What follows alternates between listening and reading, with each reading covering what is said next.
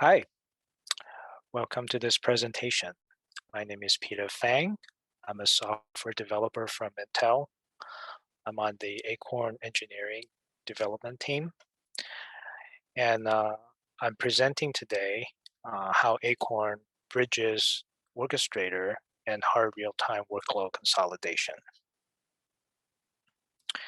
Here's the agenda for today.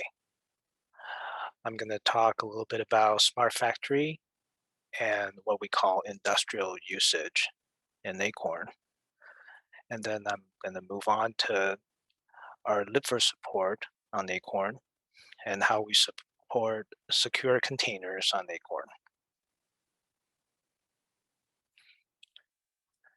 So here's usually how we envision a smart factory. A smart factory is basically a set of edge devices that are interconnected via a local network. They're usually connected to edge nodes, controlled by edge nodes, and edge nodes are usually deployed in factories. These edge nodes are also connected, usually via internet, to other services, or what we call the cloud. And services are usually what users or administrators interact with. So here we have four components. We have compute, storage, orchestration, and monitor, each performing a different set of functions. For example, compute can manage the edge node's compute resources. We can manage storage.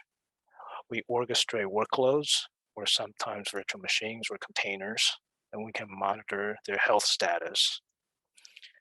All of these services are performed by the user, and these services communicate with edge nodes via the internet. The edge nodes are where things get interesting. On the edge nodes, we usually have one set of hardware, what we call the platform. It's the edge node's responsibility to implement components like functional safety, motion control, logic control, or human-machine interface. These components sometimes are implemented by different software stacks. They have different performance requirements. And these software stacks will eventually interact with the edge devices in factories such as actuators, instruments, pumps, or electric machines. So why is this a desirable scenario? Usually, this has the advantage of usability and flexibility. For example, this adaptable architecture can reduce turnover time for new deployment. Because most workloads are implemented as workload applications, they can be easily updated, they can be replaced, or we can simply change the scenarios and change all these features as long as we keep these hardware platforms. This also allows for flexible hardware resource management. We can keep each hardware platform or give it a minimal amount of updates, and we can simply update the software stacks either on the edge nodes or on the cloud. And this allows for very quick adaptation of the current requirements in the factory. And because of this architecture, this also introduces a lot of cost effectiveness, because cost is a very important factor in factories because of mass production. This allows for a streamlined and adaptable deployment process because things could be updated very quickly, can be renewed very quickly, can be fixed very quickly. So of course, it also reduces capital expenditures for the long term or operational expenses for the short term. So basically, this is an application of IoT in factories. Everything is connected to the cloud. via edge nodes, and eventually the edge devices will respond accordingly. This is efficient, this is smart, and it can generate a lot of data for further usage improvement. So how does ACRN envision smart factories? Well, we call this an industrial usage. In ACRN, we have the concept of scenarios, and we call this an industrial scenario, which is basically a scenario that involves real-time workloads and non-real-time workloads. So for example, in this architecture, we can see that we have one platform that contains things like hardware drives, USBs, MMC, different kinds of storage, even different kinds of devices. We run ACRN hypervisor, which is a type 1 hypervisor, on top of the platform. And the ACRN hypervisor is statically compiled to use the industrial usage in this case. Here we have a pre-launched real-time virtual machine, a service OS virtual machine, and a user OS virtual machine. The basic concept is when the ACRN hypervisor starts, it starts the pre-launch real-time virtual machine. And in this real-time virtual machine, this is usually the first virtual machine that's launched. The majority of the devices will be passed through, which means it has optimal performance. It is usually fine-tuned so that we can give it the shortest latency, and is usually the most statically defined.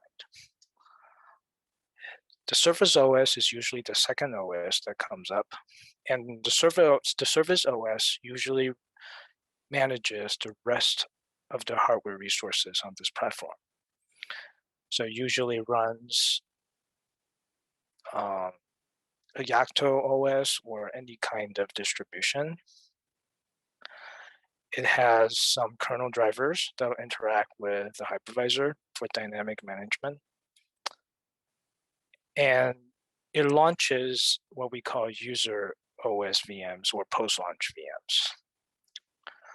These VMs will borrow devices from the service OS to use them as pass-through, or these VMs will use emulated devices, which of course will be managed by service OS.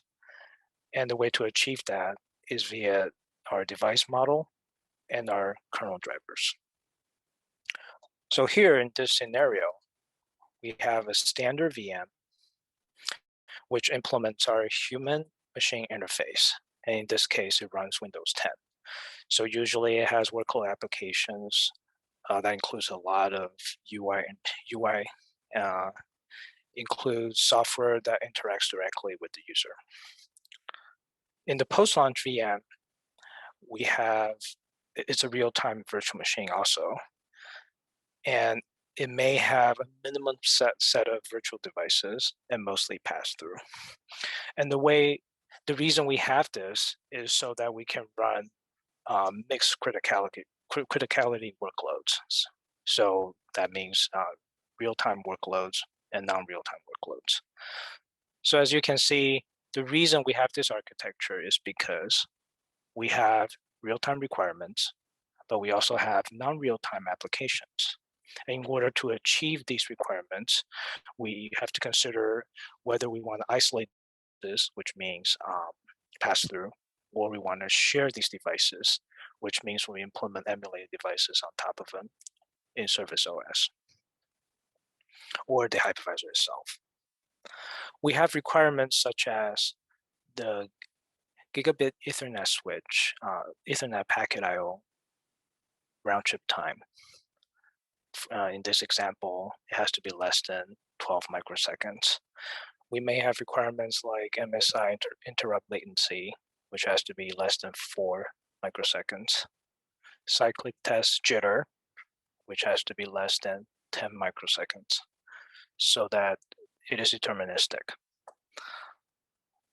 And of course, in the HMI, we usually run Windows 10 to run Windows-based applications.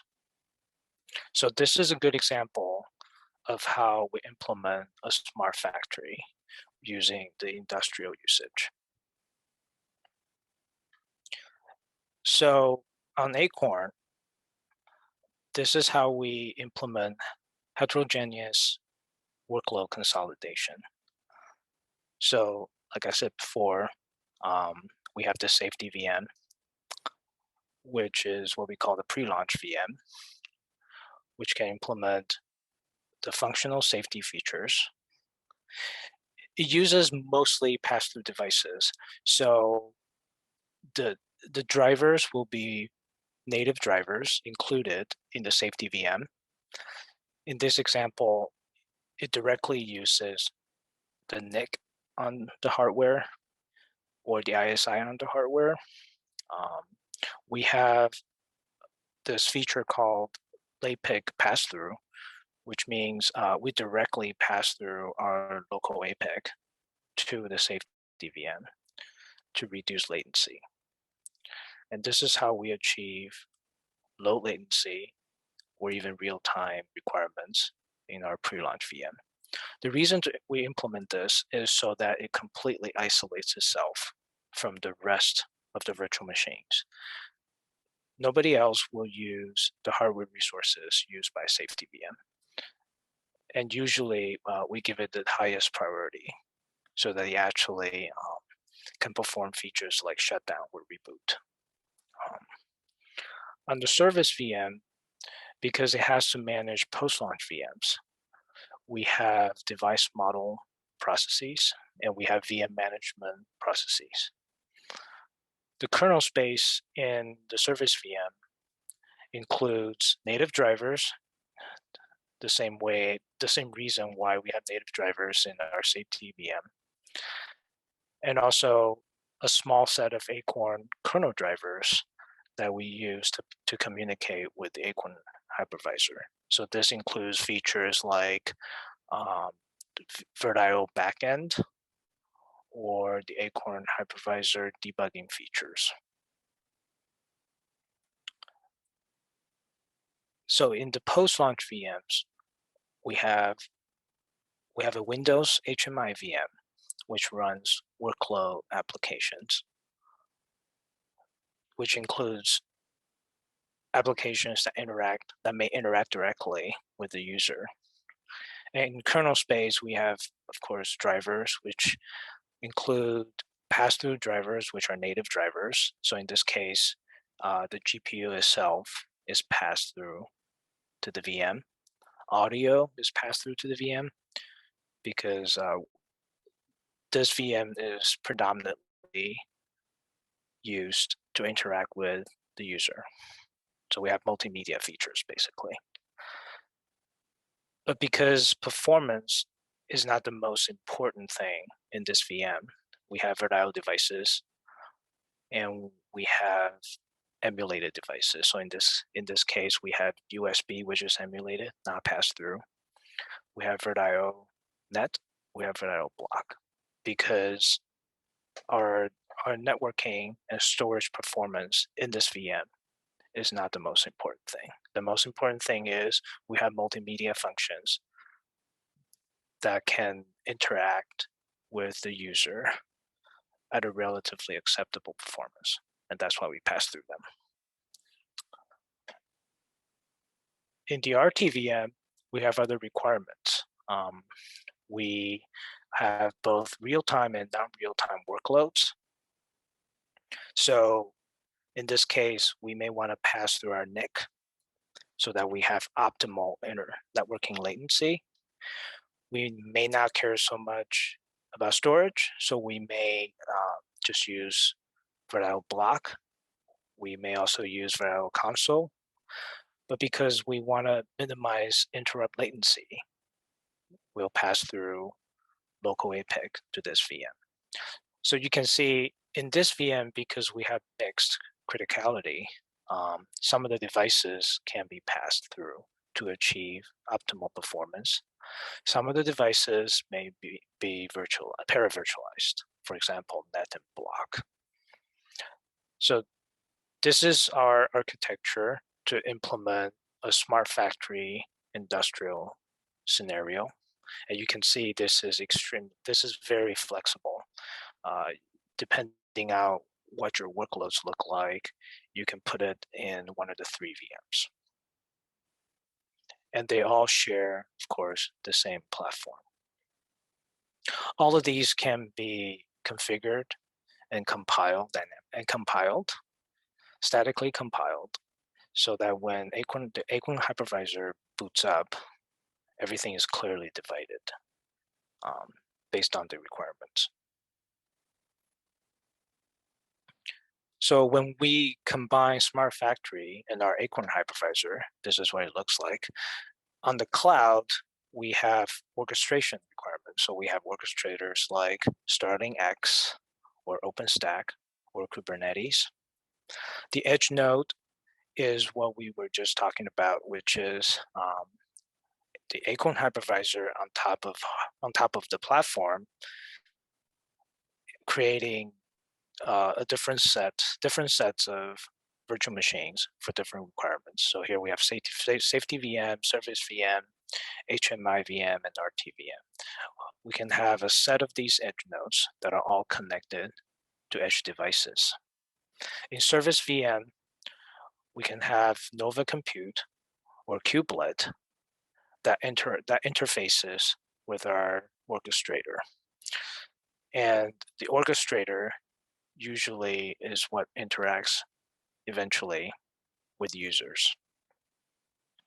And eventually, these interactions will be turned into instructions to edge devices like actuators or the electric machines. So here we have standardized open source public orchestrators implementing a smart factory scenario using ACRN.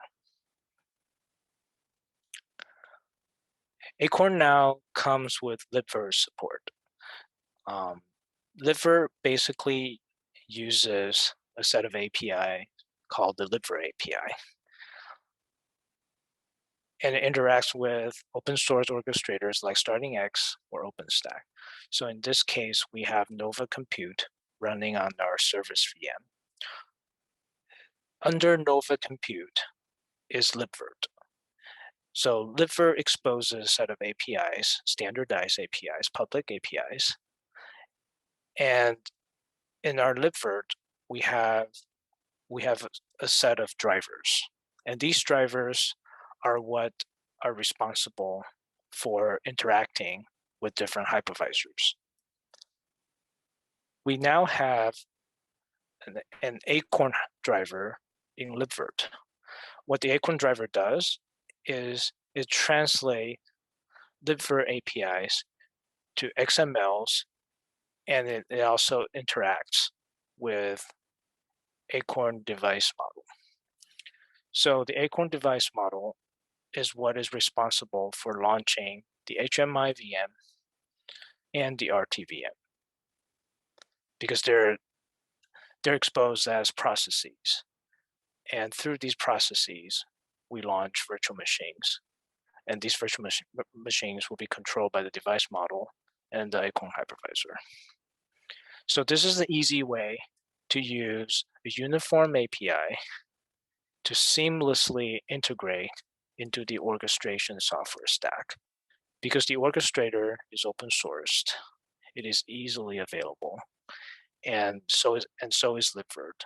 Through libvirt, we just need to plug in our ACRN driver, and we can implement this entire stack. This is a really flexible approach. It is modularized. It is easily maintainable, and we now have official support for libvirt in ACRN. So what have we implemented so far? In ACRN, because we're an IoT-focused, lightweight hypervisor, we only support a subset of the entire libvirt API. So the libvirt API is divided into different functionalities. For the domain function, which is their nomenclature for virtual machine management, We now support behaviors like create, destroy, lookup, define, undefined, and stats. We don't support some of the more minor features, but we may add them if they become necessary. In the connect function, we have standard support. So we have tested features like this socket connection and SSH connection. So depending on your needs, they could be local or they could be remote on the local network or even public IP. For storage, we also have the standard support. Right now, our ACRN device model supports raw images. And through the XML file, we can use either the virt.io device or the AHCI emulated device, depending on your needs. For the physical networks, we have bridge and tap device management. This is the main method for us to implement our viral net. So libvirt comes with APIs for bridge and tap device management, and we automatically support these. For virtual networks, right now we only support virt.net. So virt.net is our main method to virtualize a network device. But of course, we can also use pass-through, which is in node device. So in node device, we support the two most important features, which is detach and reattach. So these basically are operations that allow us to unplug a device from our service VM kernel stack.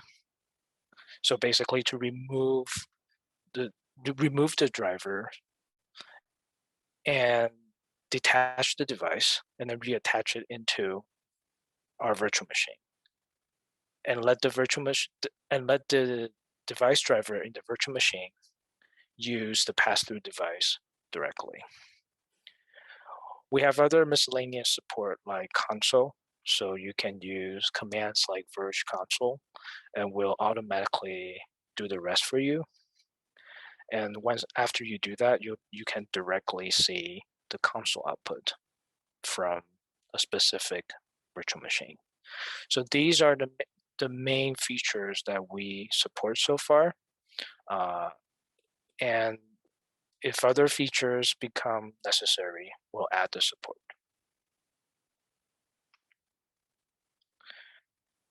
And next, I will introduce how ACRN supports secure containers. So basically, this comes in the form of Kata Containers. Kata Containers, they're an interesting idea. They look like containers. Users use them like containers, but inside they have an extra layer of security because they're implemented using virtual machines. And then we have containers inside these virtual machines. So basically, this provides an extra layer of isolation. We can use either emulated devices or pass-through devices, of course. So this has the advantages of isolation plus security. It combines the benefit of containers and VMs, and we try to make it as performant as possible. Kata containers are designed to be OCI compliant, which means can easily integrate with publicly available orchestrators like StartingX and Kubernetes. Kata containers now have officially added support for ACRN. So basically, just like libvirt, it has an ACRN hypervisor component, which interacts with ACRN specific parts in the service VM. We have support in the service VM so that Kata containers now can be run and managed via the software stack. So here, in the service VM, we have kubelets, and kubelets through the OCI interface interacts with Kata runtime. Kata runtime basically is in charge of these commands and exposes the container and War sandbox interface. The way it works is it has an ACRN hypervisor component, which eventually manages the ACRN device models, which manages the post-launch VMs. And in the service VM, we also have a module called Kata proxy, which basically connects to the ACRN device model processes via a socket connection. So here we have Kata proxy, which sits between the Kata runtime and the ACRN device model. And through the socket connection, it talks directly to the Virtual console component in our device model. And this component is directly linked to the virtual machine. So in the virtual machine, we have a vConsole driver. And through that vConsole, it just looks like a console device in the virtual machine. And in the virtual machines, we have a process called Kata agent. And Kata agent basically talks to the console ICs, which is used by the vConsole driver.